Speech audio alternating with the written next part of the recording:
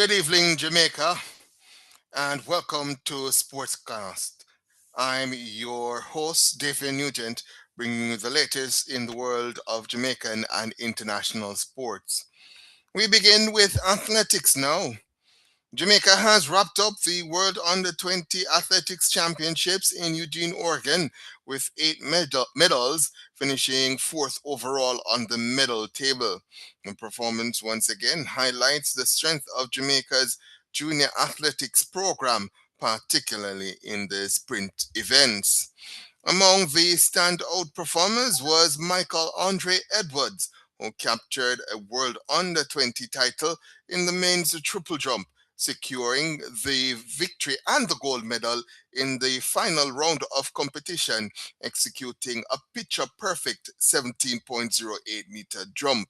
Second was Miles Naismith of United States, who battled Michael and Andre Edwards to a silver medal in 16.79 meters.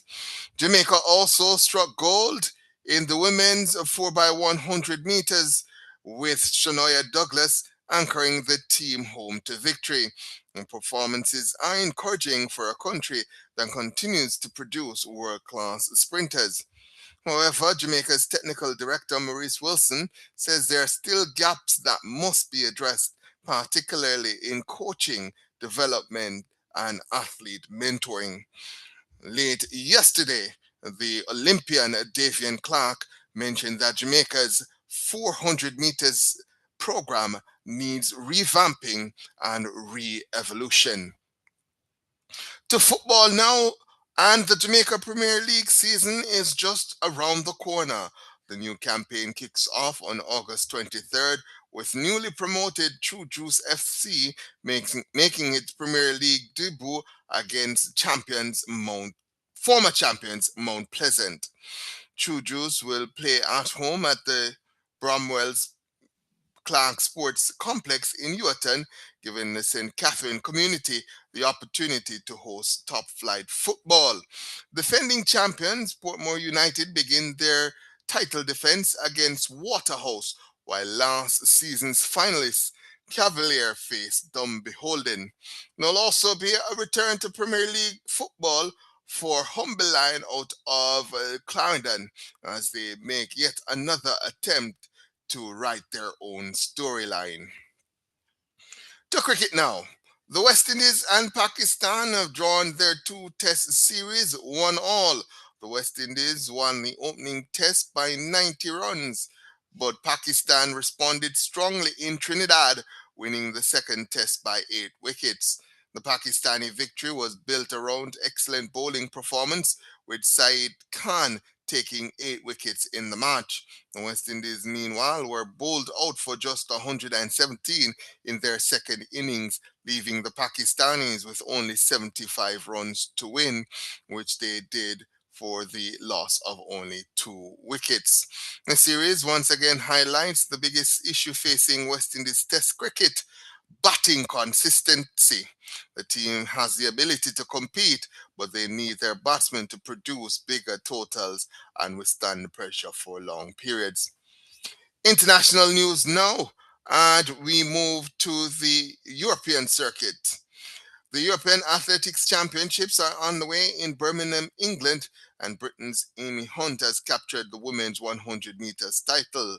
She finished ahead of Poland's Iwa Swoboda, with Belgium's Delphine Nasanka taking bronze. In the men's 100 meters, it was glory for the Brits as they swept the top 2 medals, with former Jamaican representative Rommel Glave taking gold in a time of 10.09. His teammate Jeremiah Azu finished second in 10.16, while the German Ansa finished third in 10.19. Now to football. European football takes center stage now with Paris Saint-Germain PSG facing Aston Villa in the UEFA Super Cup in Salzburg, Austria. PSG are the Champions League winners, while Aston Villa captured the Europa League title. The Parisians are attempting to win the Super Cup for the first time, while the villains are looking to add yet another major European title to their collection. The match also features a fascinating coaching battle between Luis Enrique and Unai Emery. In women's basketball, attention is turning now towards the FIBA Women's Basketball World Cup in Berlin. The United States has selected a star-studded team featuring the likes of Angie Wilson, Brianna Stewart, Caitlin Clark, and Paige Buckers. Clark and Buckers will be making their World Cup debuts, but the Americans will be bringing enormous experience, including multiple Olympic and World Championship title winners. The big question, however, is whether anyone can finally challenge the United States for international supremacy. And finally, to Formula One. Leonardo Norris won the Hungarian Grand Prix as the Formula One continues its first season under its major new 2026 technical regulations. The new regulations place significantly greater emphasis on electrical power, with Formula One moving towards a much more and balanced combination of electric and combustion power. The changes are designed to make the sport more technically relevant while also increasing sustainability. And with 24 races on this year's calendar, consistency will be crucial as the championship battle continues. And that's your sports class for today, from Jamaica's rising stars to the biggest sporting events around the world. We'll continue to keep you informed and up to date. I'm your host, David Nugent. Until next time, keep supporting Jamaican sports, keep following the action, and be reminded sports is more than competition, it's passion, preparation, and national pride. We start the discussion now. My good friend is on, Mr. Ramon Lee. Ramon, good to have you on another program. I know you're on with me before on Omega Radio, and now you are on with me at NRP Media. How are you doing today? Sir Nugent, the pleasure is mine again, sir. Thank you so much for having me. It's always a pleasure. I always Always a appreciate pleasure. it. Yes, Always. sir. All right, so we're going to start with a little bit of football news. You know, the Jamaican Premier League is happening. Will start in another week and a half, the 23rd of August. We have a couple of teams promoted. Humble Lion, who are no strangers to the JPL, but of course, newcomers True Juice from out of my parish, from community that I'm associated with, Linstead, Yuatan area. It's going to be tough for the likes of True Juice to stay in the JPL.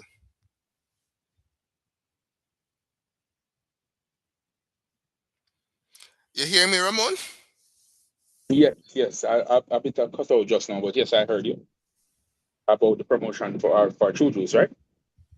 Yeah, I'm saying it's going to be tough for them to, first of all, stay in the JPL. The tradition has been the teams that come up, they don't generally do very well, and they go right back down to the second tier of football. Well, well, that might be true on the books, but what I'm seeing from Chujus, I'm not sure if you're following with the a couple signings. I think Chujus is up to something with the signing of a couple players, a couple new players, and I'm not sure if you've seen it. So I think they're up to something big for this season. Yeah, I saw where they recruited Alex Marshall Alex from Marshall, right? Mount Pleasant. Right. You think they have enough firepower now that they can do some damage in the JPL? Well, in all honesty, yes, I do think so. We'll need to see them though, and the when the game when the competition begins, we'll need to see them what they come with. But I believe that they do have the firepower to do some damage in the Premier League. And normally, when the newly promoted teams come, they normally come with that fire because, of course, they come into play They are coming to make their mark. So we're looking forward to an exciting season. Yeah, definitely. I know that they're going to be getting the support from the fans in the Linstead, Yuatan, Bogwalk area. That is a feeding ground now, I think, for football. We have some very good teams in terms of schoolboy football coming out of that area. Dintil, my alma mater. You also have McGrath, and in past years, Charlie Mount doing well in schoolboy football. So it's almost a feeding ground now for football in Jamaica. So I'm looking forward to seeing True Juice doing well. So hopefully that will continue. Of course, we're also watching the summer transfer market for the European leagues, the EPL in particular. What's the latest there, Ramon? Well, right. So for my team, Manchester United, with a couple of signings, especially well, we managed to retain for now Marcus Rashford. What's going on with that's with Manchester United, and I see a couple signings for the team. I think definitely this year too for the English Premier League and the European football overall. I think we should be looking for a really exciting season. But for my team, I'm not sure which team you carry Sir Nugent in the Premier League, but for my team, Manchester United, we have a Shea Lacey, couple of footballers you should be looking out for this season. Interesting. Um, I see the champions Arsenal. They're also looking to make a few signings. I think one signing in particular that might be interesting is that they're trying to sign the captain of Newcastle, Bruno Guimaraes, who is a very decent midfielder. Um, what do you think about that signing if it does go through? I mean, Newcastle at one point they were threatening, but they lost last season Isak to Liverpool, and now it seems as if their captain is about to go. It looks as if the top five teams in the EPL are raiding Newcastle a little bit.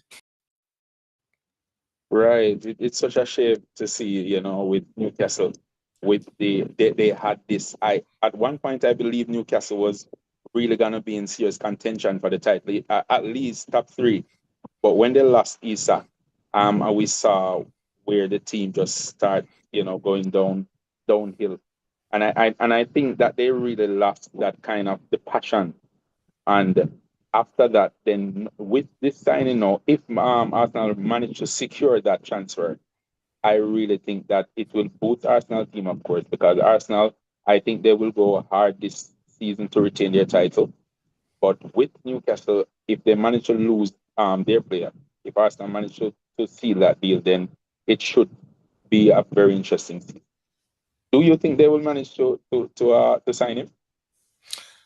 I think what has happened in Newcastle, because one of the things that is now emerging is that Eddie Howe is no longer at the helm of Newcastle. Their longtime coach, the coach that came on when the buyout happened, the Saudi buyout happened, and I think one of the things that happened over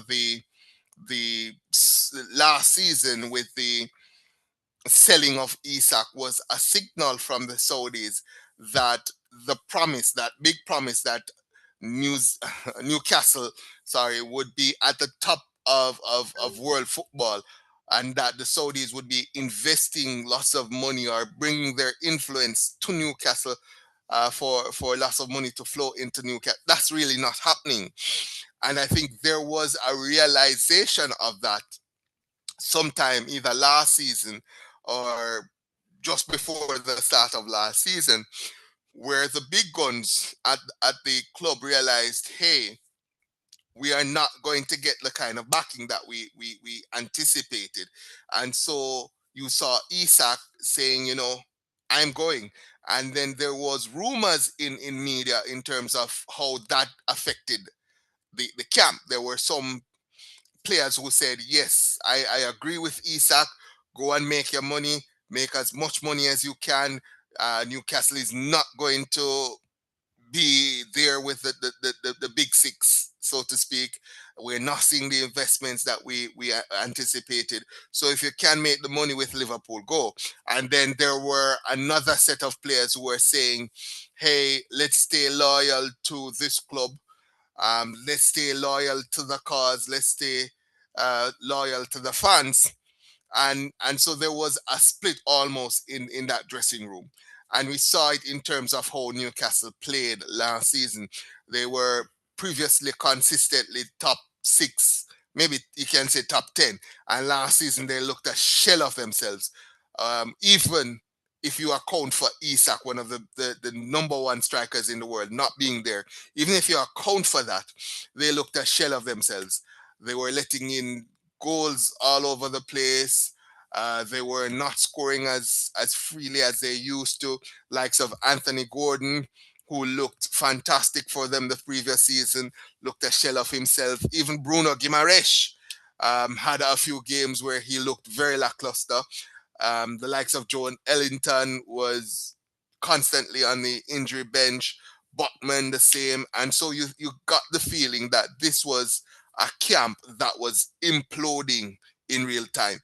And so with that, and now with their captain Bruno Guimaraes set now to make the transition to Arsenal, and with the inspirational leader of it all, the coach Eddie Howe gone, I think it is a signal that yes, I think Arsenal, if they come up with the money, basically, if they come up with the money, I think Bruno Guimaraes is gone to Arsenal, and that's going to make an even an already impressive Arsenal midfield even more impressive.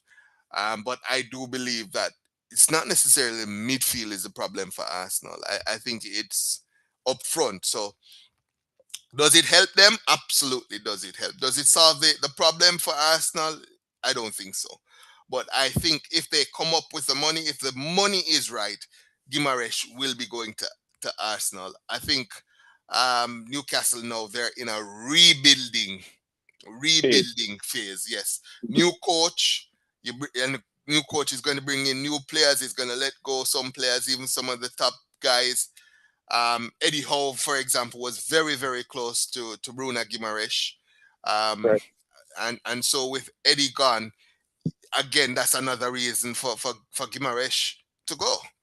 Mhm. So it's gonna be interesting to see how they get along and how they start to rebuild it. I think it's going to take probably a season or two for them to get the players, the right players, and get the coach and everything back together before they can contend for Europe again. I think it's going to be another slide for Newcastle before they start to see a rise in their fortunes. In terms of Arsenal, job number one is to defend the crown. Yeah. That's job number one. But I Correct. think they're going to be hard pressed. They're going to be hard pressed by former champions Liverpool, because that Liverpool team with Isak and Hugo as his backup is and Jack Poe and all the other players is a fantastic attacking team. I do have some concerns though about their defensive third. I think they're Van Dijk is and Crew is letting in a little bit too many goals. So I'm a little bit concerned about what happens in terms of how many goals they concede. But if they can Mhm. get that right, Liverpool is going to challenge. Man City, of course. What can you say about Man City? Man City, huge squad, lots of players, lots of quality. They will always challenge, especially with the man Erling Haaland leading that Right. attack. Right. Is a very good team. And your team, I think, is going to surprise a lot of folks this year. There was a lot of toxicity in the dressing room. I think a lot of that has gone, Right. and I think the players are starting to gel. And Man City, sorry, not Man City, Man United, they have a very good team as well. So I think it's going to come down to what happens between now and December. If you are ahead at December significantly, I think you stay ahead, because I'm expecting all these teams now, Arsenal, Man City, Liverpool. Mm-hmm. Liverpool, all of them. I'm expecting them to be very, very good this season. I'm expecting them to come out and play very good football. Another team that might be a dark horse is Aston Villa. I The was about to villains. mention them. Yeah, Mm-hmm. the villains. Yeah. Yeah, I think what hurt the villains last year was the size and quality of their squad. It's difficult to play football week in, week out at that high level unless you have a very big squad. Yeah, that's true. Squad The needs the depth. depth.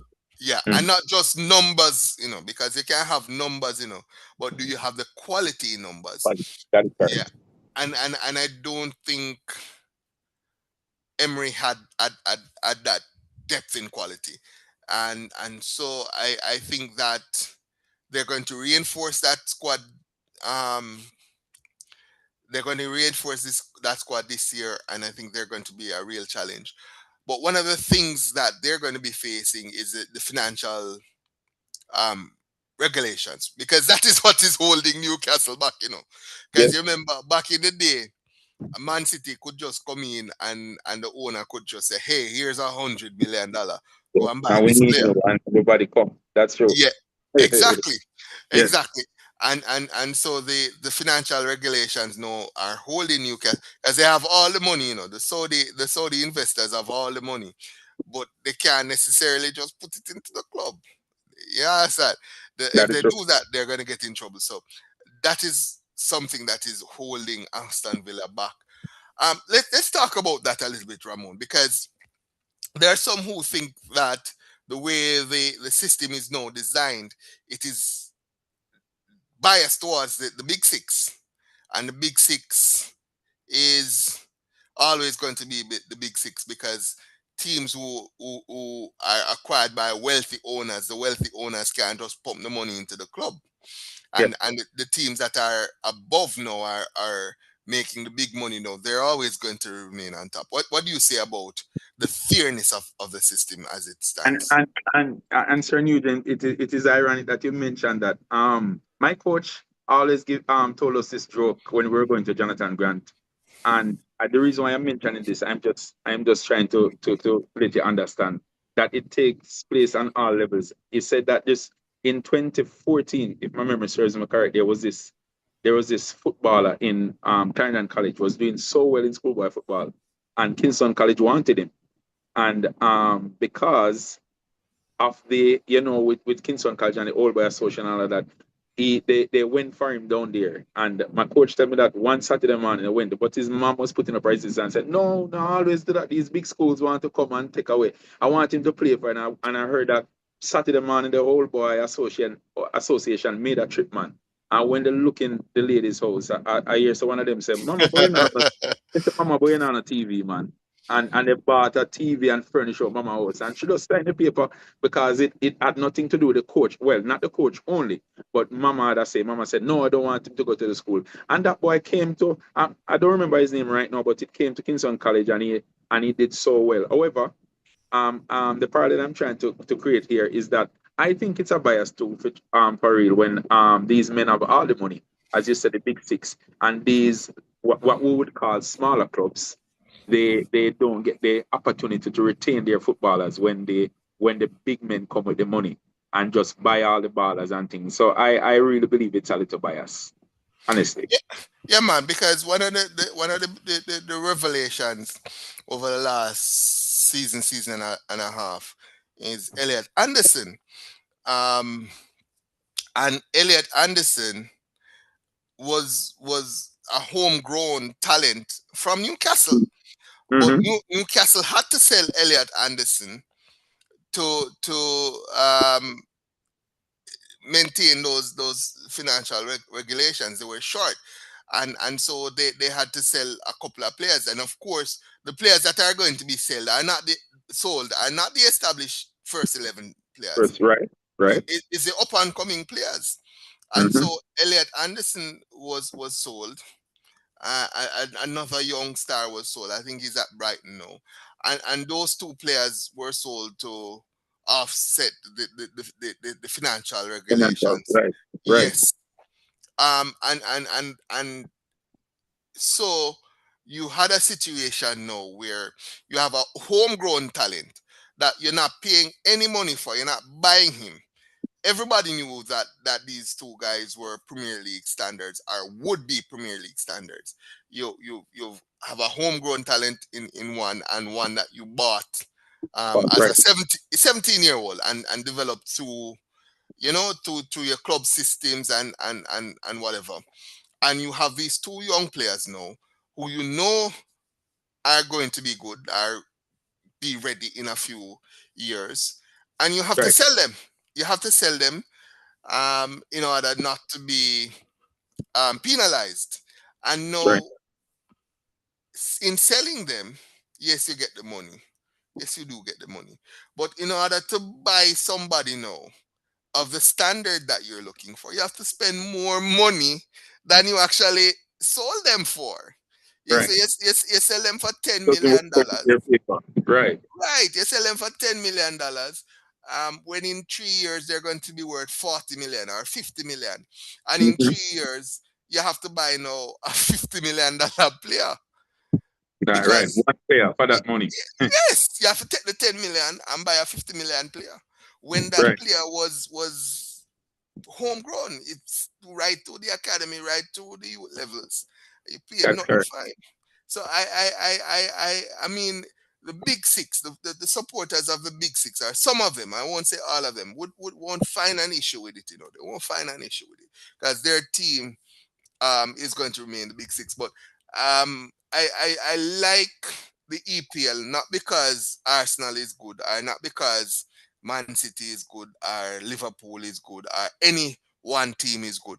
The reason why I like the EPL is because there are so many good teams. That is correct. It It's not is, like the other predictable leagues. Yes, it's so true. you, It's you so go to true. Germany, you know who's going to win Hands down. Bundesliga. Hands From down. day one, you know who's going to win. You say, Yes. La how can Liga. I like that league when I Could know never. who's going to win? You go Right. to France, you know who's going to win. Yes, The it's number true. one. There's no element of surprise. There's you go to Spain, and the Spanish people might tell me that no, this team won once in 30 years.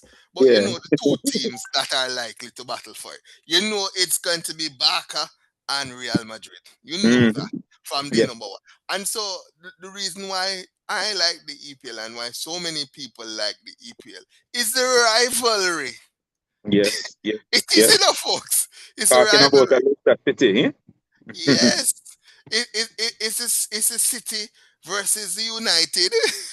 It's Yes. a Liverpool versus the Arsenal Derby and days.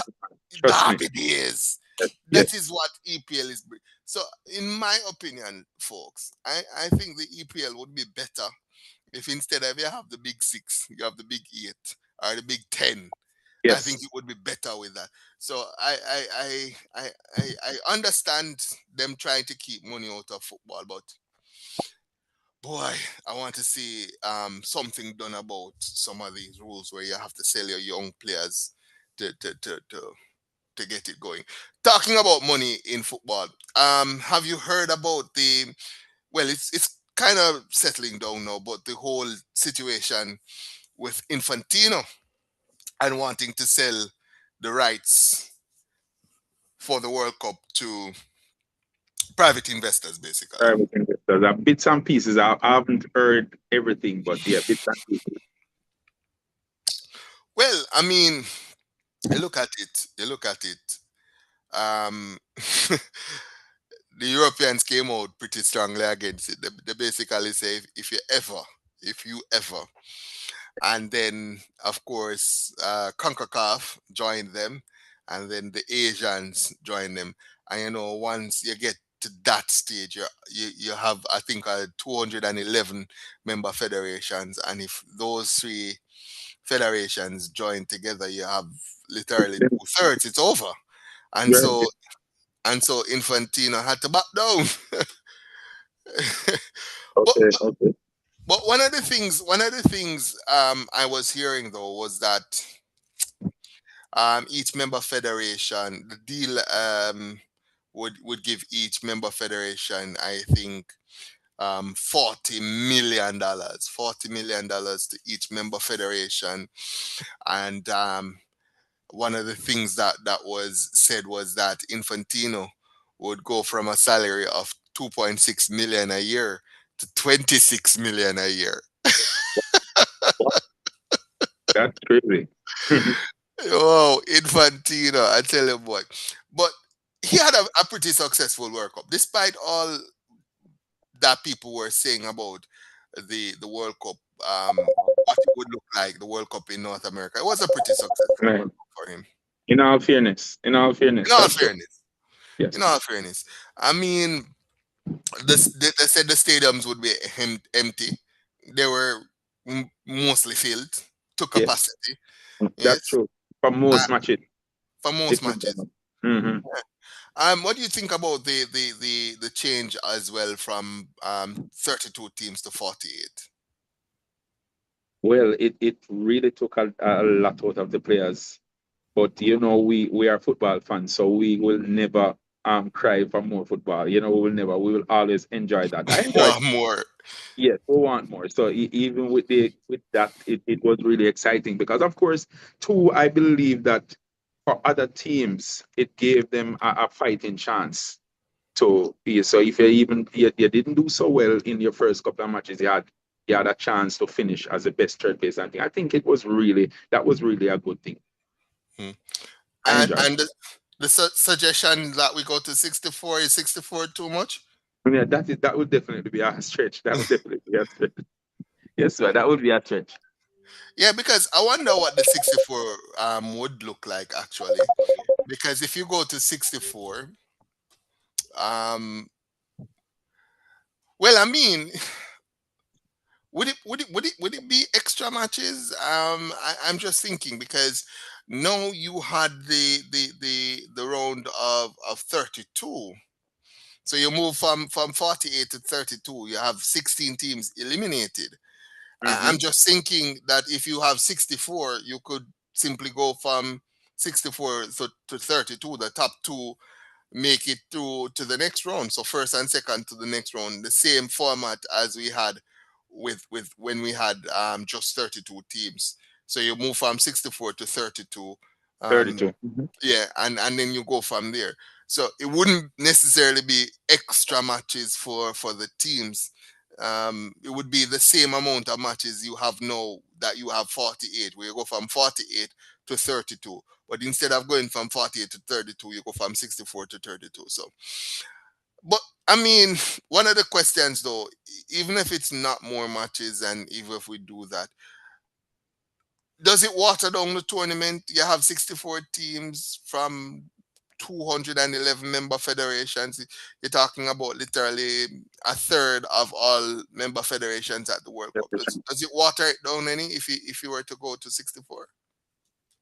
Well, one persons would argue that, Sir Nugent, that it would water down the tournament, but I wouldn't agree totally. I wouldn't totally agree that it would water down the tournament. Yeah, because some of the new teams that came on, we're going to take the break at 9. Some of the new teams that did make it to the World Cup, the likes of Cape Verde, they did very Very, well. very very Yeah, well. man. And Very I'm thinking if we didn't have the expanded tournament, wouldn't see Cape Verde, well. That's so um, wouldn't see Curacao. Wouldn't see, that's a fact. Wouldn't see Curacao. They would not have true. been there, and they did very well. So I like the 48, and my thing is if you can maintain 48 or get to 64 and maintain the standards, I'm all Yeah. for it. I'm all for it. Once you can maintain the standards, go ahead. Yeah. Football is now a global sport. There's no way, nowhere on this globe where football is not played. Football. And That's yeah, that's so true. On point. yeah. And so if you can get more countries involved, Go for it. And it might help Jamaica finally able to make it back to the World Cup. That's another story. That's our whole that, show. Jamaica. that is, Oh wow. yeah, that is not guaranteed. I think even if you go to 128, we might still struggle. I That's think it's sad. a That's so mental sad. block. A Yes. mental block. But tell you what, it's just about 10 p.m. now, so we'll take a quick break. And when we come back, we'll go for another 15 minutes or so, and then we'll wrap things up. We'll go to the break. Not a problem, sir.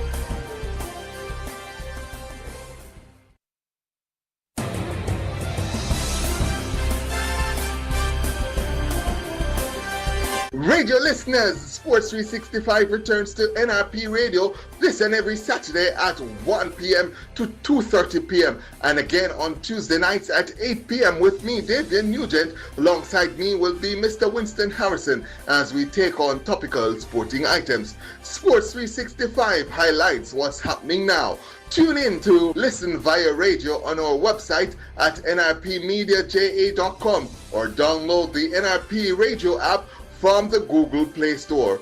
Or live radio shows while aired on nrpmediaja.com are supported by Facebook Live broadcast at Leon Nash and YouTube Live and TikTok at NRP Media JA. Join this budding religious station with a difference, reaching you where you are. No boundaries, no limitations.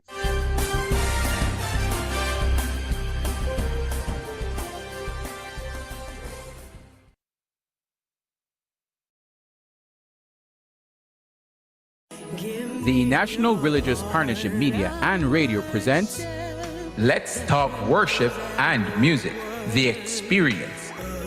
Live on NRP Radio every Monday evening from 8 to 9:30 p.m. Join the team of Omar Tomlinson, Trevor Singh, Marlon Fraser, alongside Leon Nash as they delve into the various issues relating to this crucial aspect of church ministry. It's an experience you do not want to miss.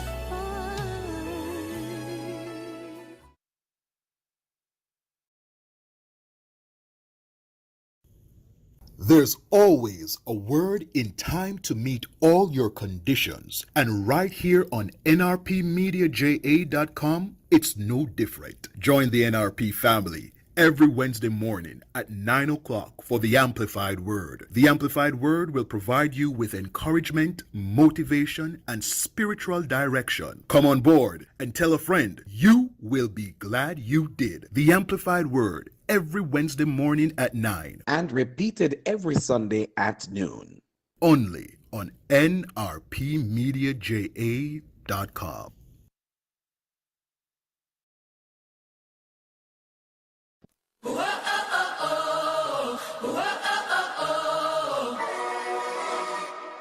Gospel gospel lovers, mark the date. Every Saturday from 7 to 11 p.m. It's time to tune in to the Weekend's Gospel Show with the one and only blessed man Leon Nash. Join the 4-hour musical journey that's uplifting, inspiring, and energizing, featuring powerful gospel hits, Bible trivia, engaging interviews, and all the latest news and weather updates. Plus, of course, heartfelt birthdays and anniversary shout-outs. Whether you're winding down or getting lifted up, this show delivers non-stop praise, positivity, and purpose. Tell a friend, spread a word, and don't forget, it's the music, and yes, even more music. Stay connected and follow at NRP Media JA on all platforms: YouTube, Instagram, and Facebook. It's the Weekend's Gospel Show every Saturday from 7 to 11 p.m., where faith meets rhythm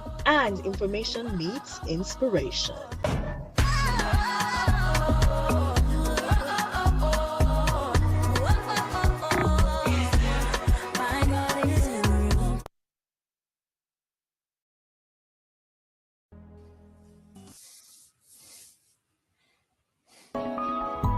Hepburn's Glass Appliance is the latest trend-setting supplier of glass and mirrors in the industry. We specialize in tinted and clear glasses, as well as mirrors for all your windows, doors, and closets at very competitive prices. To maximize your shopping experience, we stock 316 and 1/8 mirror thickness and 316 and quarter thickness in our entire stock of float glasses. We have in stock gloves, cutters, and suction cups at unbeatable prices. Our customer service is second to none, with same-day cutting for your specific measurements. Visit our office at 13 Chisholm Avenue, Kingston 13. Call us at 908-0962 or email hepburn.glass@gmail.com. Hepburn's Glass. Quality service is our priority.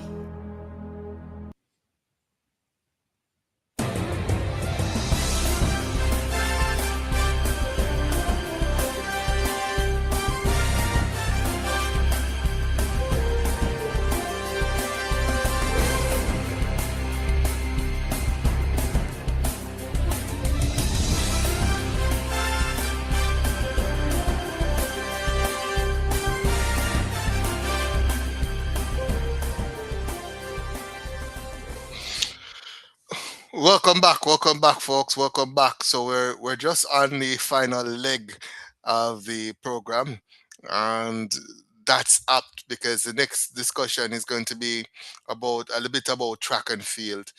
Ramon, Jamaica captured, I think it was 8 medals. Heard it in the newscast before. 8 medals, including 2 gold medals, 3 silvers, and 3 bronze medals to finish fourth on the medal table. You satisfied with that medal haul from Jamaica? 8 medals? I'm definitely satisfied. 8 medals. Of course, that's really a lot. And the team did well. I'm extremely proud of them, Sir Nugent. We had a couple athletes going into these championships with world leading times. Shania Douglas going in with world leading 10:98 at the junior level. The youngster Gary Card going in with world leading 9:93 at the junior level. Joseph Salmon also leading in terms of the discus throw with a throw over 67 meters. Also, Douglas led the world third fastest junior of all time at the 200 meters. None of those resulted in gold medals. Still saying you're satisfied with that, with us not getting any of getting goals in those events, even though those were world leading times and continue to be world leading times and distances. Well, we know with sports, there's always room for improvement, Sir Nugent. So with those world in time and they continue to work hard, I believe that they will definitely be on the podium. But they will continue to work hard. Yeah, man, I think so as well. And looking towards Jamaica's future now in track and field, with this performance, do you believe that we have a fairly secure future in track and field? Most definitely. young talent, and as we said, with the performance, and if they remain consistent, I believe we have really far to go because we have a rich heritage here now. Let's not forget that we have a rich heritage Mm. where track and Yeah, field is man. 1948, even before Jamaica was officially a country, we're concerned. winning medals at the Olympics and shocking the world record and stuff since 1948. So you think that tradition is going to continue? Most definitely. Is there anything that about the Jamaican athletics program that you think you'd change, or any deficiencies that you see that you'd like to uh, be better? Well, with us as sportsmen, sports people overall, I believe that with the discipline we could work on that. We could Mm, work on the discipline with our athletes and training and the dedication. You know, when you watch a Usain Bolt and follow his story and see where he ended up, the world's fastest man, I believe if we should learn anything, with discipline, I believe there's so much more to achieve, Sir Nugent. So I believe that we could work on that. The grassroots program also, with our athletes, I believe we should zero in on that because what I see happening over the years is that there are so many um great talents that after boys and girls champs, and then we don't see them back. Some of them go on to college, and then it's like we don't see them on the stage leading us out in track and field. And I believe we should work on that too. Sometimes they go, and I don't know, sometimes maybe they choose different career paths, but I believe we could work on that too. One thing I want to zero in on what you just said, Ramon, is the discipline, because the discipline seems to be lacking not only in track and field, and I see it every day. Overall. Mm-hmm. It's not football alone. We had a tragic incident recently with a promising young footballer who happened to have attended my alma mater, Dintil, and it was a devastating piece of news when we heard what happened. It happens in almost every sport in Jamaica, be it cricket, football, everything, almost right across the board. There's a serious discipline issue. Yeah, yeah. Um, do you think we can? What do you think we can do to help to resolve those discipline issues? Well, if we should take for example, Sir Nugent, where the English Premier League players and even players in Europe, they have a very strict program when it comes down to, because I believe that until we start seeing this as a job, and this is not only what put I will call our bread and butter, but I believe that if we start seeing, oh, for example, as a footballer, there's no way you could be having a match this week and tonight you're in the club, tonight you're out partying. If we see what's happening with these clubs overseas, these players, they don't have their that kind of freedom. When it's work time, it's work time. So I believe Mm. as athletes, I believe we should take the responsibility first of all to say, hey, this is my job. So there's no way you're going to do anything to jeopardize that. The high consumption of liquor and the partying and the fast driving and all of that. So I believe they first have a responsibility. So if we want to have programs that will restrict them, I believe they have to see it first and foremost that this is my job and I want to secure this. So unless they see that as their job, I don't think no form of measures that will be put in place will be effective. Yeah, and here's the thing that I'm going to harp on now. Mhm. Discipline doesn't just start when you're playing a football match or when Right. you're at a track meet. You can't ask a child to be disciplined in one setting that lasts maybe 2 hours, 3 hours, when through a regular day there's no discipline there. So discipline starts at home. Well said. Discipline starts at home, Mhm. and it starts with the parents. And I'll say this to the parents of these promising footballers, of these promising cricketers, promising track athletes. if you don't discipline your child, as a matter of fact, I won't even limit it to sports people. I'll put it right across the board. If you don't discipline your child, Mm-hmm. the world will, the All right. system will. Yes. The system will discipline your child. If Yeah. you don't discipline that child and let that child understand, hey, these are boundaries and you cannot do this and you cannot do these things, Right. Right. they're never going to grow to understand that, hey, you can't do this, you can't punch a person in the face because they say something that you don't like, or you can't start a fight because somebody look at you the wrong way. That is correct.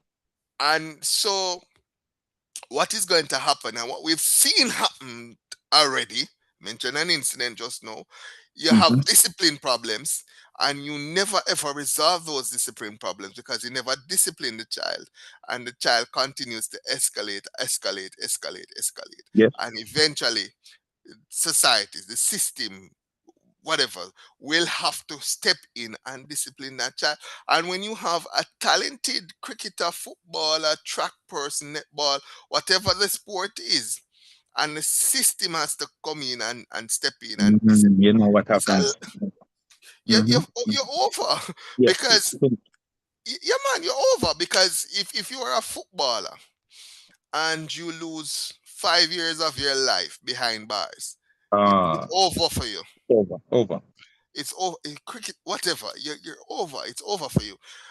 And so I continue to say, discipline your child at home. I'm not even going to tell the teachers to do it, because when the teachers try to instill that discipline, and it's not being instilled from home, the Tug of war. child, Mm-hmm. yes, Yes. because you're being told one thing at home One thing here, and right? another thing at school. You understand? So there's a tug of war, as I said, between Yes. what the child should do. Should I listen to teacher or should I listen to mommy and Listen to daddy? mommy and daddy. And Correct. most time, a mommy and daddy win out. So if you as Mm-hmm. mommy and daddy set the right tone, discipline your child, teacher not going to win. Or very rarely wins. And so your That's it. child will become indisciplined, and that bright future star in track and field or football or whatever sport will have Mm-hmm. a very, very hard time. Very In, hard time. yeah, and we don't even have to go to the level of, say, um them being behind bars. I remember a particular incident, and this is about discipline again. Right. I remember a particular incident. I was told about it. Happened in cricket. A youngster was selected to the squad, Right. national squad, Jamaica squad. So it's a very good cricketer, and he was seen as the future of Jamaica's batting. And this youngster selected to the squad, and game day, for whatever reason, and I don't agree with that youngster not being selected, but the youngster wasn't selected to the 11. Wasn't selected to the 11. Somebody else was selected ahead of him, Right. uh, but he was a part of the squad, and so was expected to do the duties. Mm-hmm. Carry water for your teammates, field if somebody needs to come off the field or something. You know, regular things. Right. If you're not in the starting 11, and this youngster was so upset, so upset. The youngster cussed off the coach, cussed off everybody, and went in the stands and refused to exit the stand, and he stayed in the stand. That youngster never played a game for Jamaica. Not a No. single game. Wow. Not a single game. And this youngster, as an adult, cannot make the Jamaica team. And people keep on asking why him can't make the team. And I said to them, say, Mhm. discipline. Because Yes. that carries with you, I'm because telling. people remember what you did. Yes. People Yeah. remember what you do. Yeah. And they remember that, hey, you're indisciplined. And even if you fix that, it can still carry through you for the rest Yeah. of your life. It can affect you definitely in Can a negative. affect you. Can Yes. affect you in a negative way. And as I said, you don't have to carry it to the extreme of being locked away and behind bars.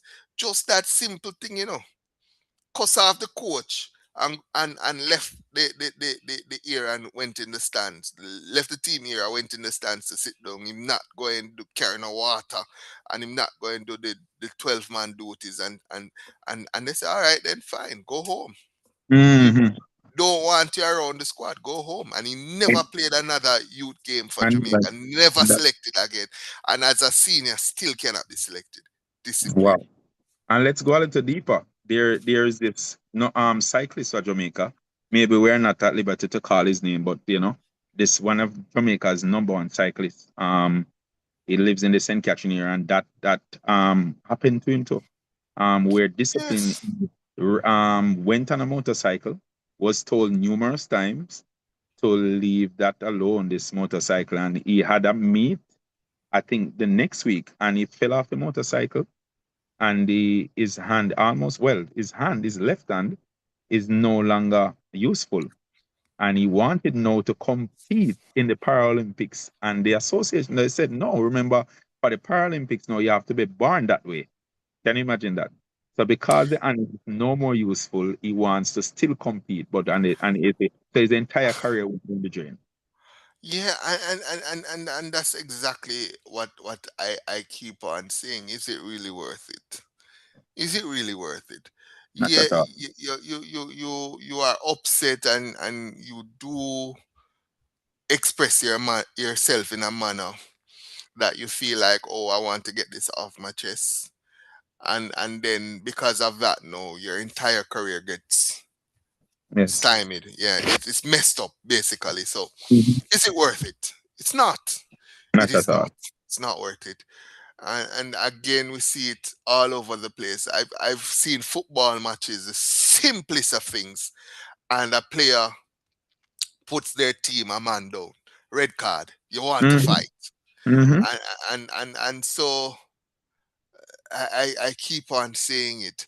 People are talking about a lot of the Jamaican footballers, right? Talking about the Jamaican footballers and where they should be, and they should be playing in Europe, and they should be playing in this league and that league.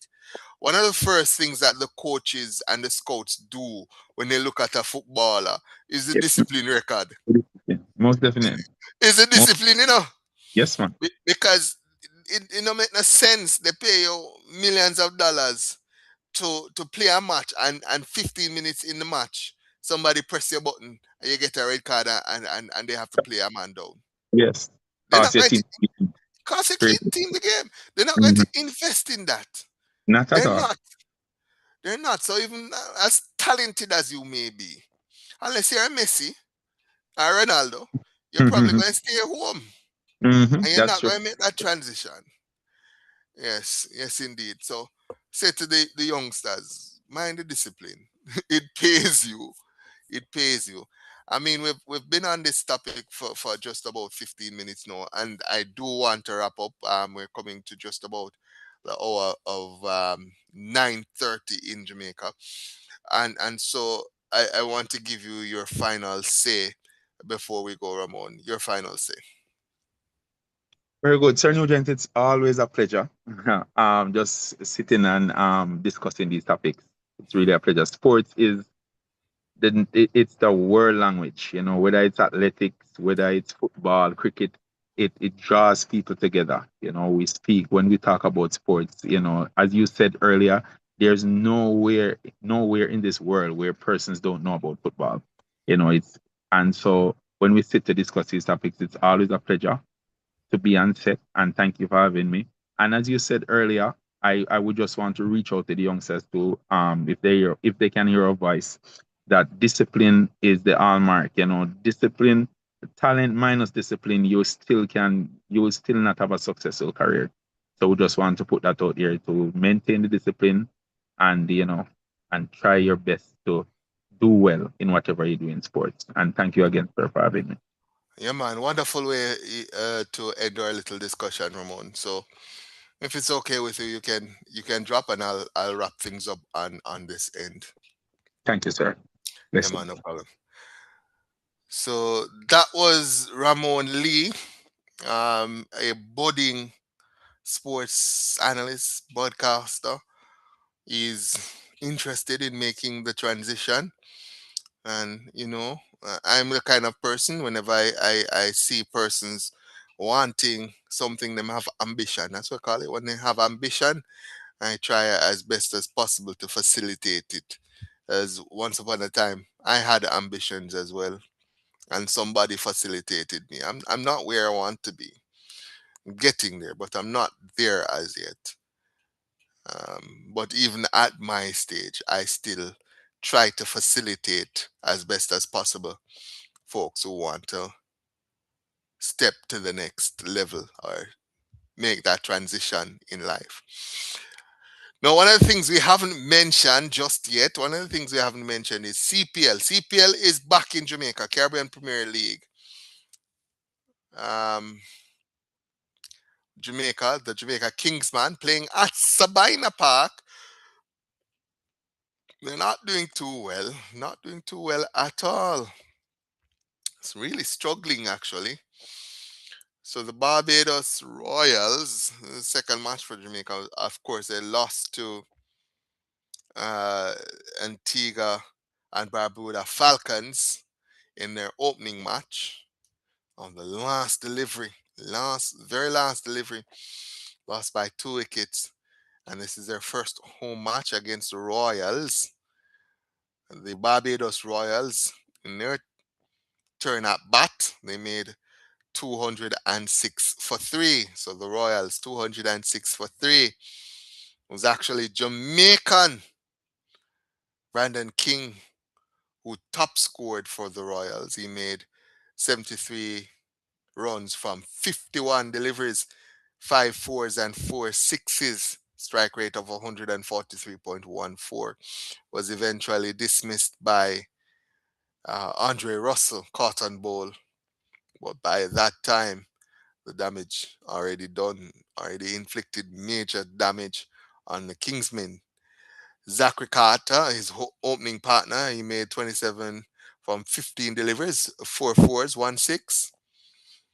International player Quinton de Kock, wicketkeeper, made 42 from 25 deliveries with 2 4s and 3 6s. So lots of sixes there. And then a cameo innings, explosive cameo innings by Shireen Rutherford sealed, well, pretty much sealed the deal for the Royals. The knock of 50, exactly 50, came from 28 deliveries with 4 4s and 3 massive 6s. Rutherford getting the job done. Strike rate of 178.57. So second highest strike rate to Carter. So he propelled the innings at the end there, did Rutherford. And so the Royals, they ended on 206 for three from their 20 overs. Jediah Blades, he bowled 2 overs, one for 23 for the Kingsmen. Andre Russell bowled 4 overs, one for 51. Timo Paul, 4 overs, no maidens, none for 37. San Shaw, 4 overs, no maidens, none for 29. Khan had 3 overs, one for 19. And youngster Vital Laws, had a bruising intro as a Kingsman player. He bowled 3 overs. So 3 overs, no maidens, none for 41, going at a rate of 13.67, the highest economy of all the bowlers. So he was taken to the cleaners, was Young Laws. Sure, he'll be back and he'll be better for this experience.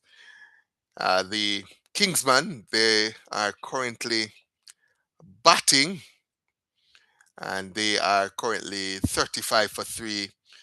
Well, make that 36 for three in the sixth over. So they're going at just about 6 runs and over. So they're going at just about 6 runs and over, having lost 3 wickets. And they are in major trouble. Hendricks, he was bowled by Daniel Sands for 2 from 3 deliveries.